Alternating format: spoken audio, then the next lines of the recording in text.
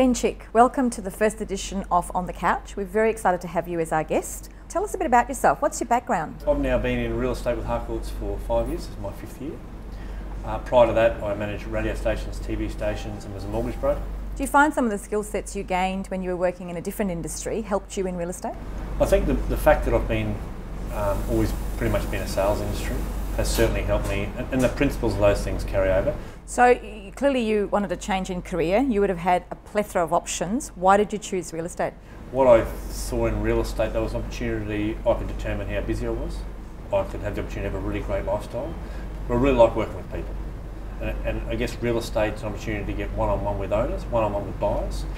And hopefully by putting the two together, someone moves into a house, someone moves out of a house. But I guess more than anything, it was something that sales was good. People who was going to buy and sell real estate, something that I was attracted to and wish I had got into earlier. You made a transition from one industry to the other. Yeah. You would have very quickly realised what skill sets you needed to be absolutely excellent at to be successful at real estate. If you were to name the top 3 or 4, what would they be? So I guess for me, the biggest thing that stood me apart has been my passion, drive, and I think it's probably the empathy. You've got to be able to connect with people, understand that you're selling their biggest asset. There's a goal figure they'd like for their place. Whether that's there or not, you find that out. Reality is you've got to have belief that potentially you've got to almost take on their emotional debt to want a price. Reality is, if it's not there, it's not there. You've still got to have the values of giving them honest feedback, telling the truth, trying as hard as you can. Now you've been in the industry for 5 years. You've done a GCI of $1 million, so congratulations. Thank you. In a very short period of time. What do you think were the key things that drove you to achieve that in that short period of time? I guess more than anything, if I look back at it, was probably I have unrelenting focus on what I want to do. I'd set goals in place. There was clear lines of what I want to do and when I want to do it by. Whether those things happen or not was only dependent on myself.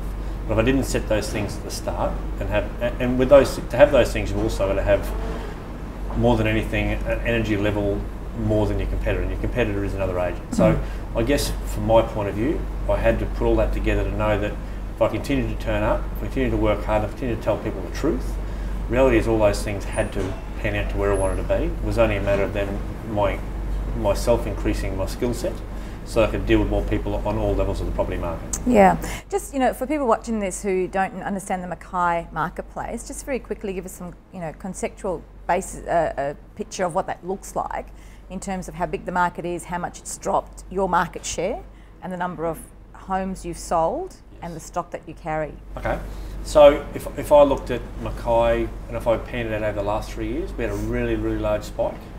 We're now at the opposite end of that. So we had a lot of people leave town based on what happened with the mining downturn. We've had a lot of people leave town, which has increased numbers of houses on the market. I guess if the market, from valuers reports that somewhere between 15 and 20% the slide over time. It was always at a high that was higher than the average, the normal of the market at any place. So it had to settle at some stage. Unfortunately, it settled probably below than where it was. It's gone back to 2000 and probably 5 and 6 numbers before the boom. It's been really hard for sellers to get their head around. They're not going to get what the neighbour got 6 months ago. Yeah. Reality is that's real estate and that's the cycle we're always in. In regards to houses sold per year, I average about 90 homes.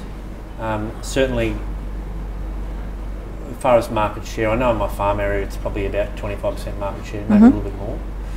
Reality is I had to step outside of my area of influence, only based on the sheer number of homes that did turn over. It wasn't going to be enough for me to get the goals that I wanted to. By basis of nothing sells houses more than selling houses, so by sheer the number of houses I sold, I got called into other areas, which was fine. At the end of the day, the same principles apply. It was about finding out where the property may sit in price, marketing it, getting the people through, getting the feedback, delivering the feedback, good or bad, and then subsequently selling the home. Okay. You're a very disciplined person. Run us through very quickly some of the things that you do, including waking up at 4:30 in the morning. Yep. So my structure changed as the market changed. Whether I should have changed it when the market was better, potentially yes. What I do now is I wake up either between 4 or 4:30 every day. There's a set parameters I have for myself with things I want to achieve before a certain time. What I have done is I've got a list of things I do in regards to emails, contact with clients at those times. It really sets my day up, frees my day to do the important things with my vendors face to face. Yeah. But I had to commit more time to have the tough conversation with people based on the drop in the marketplace.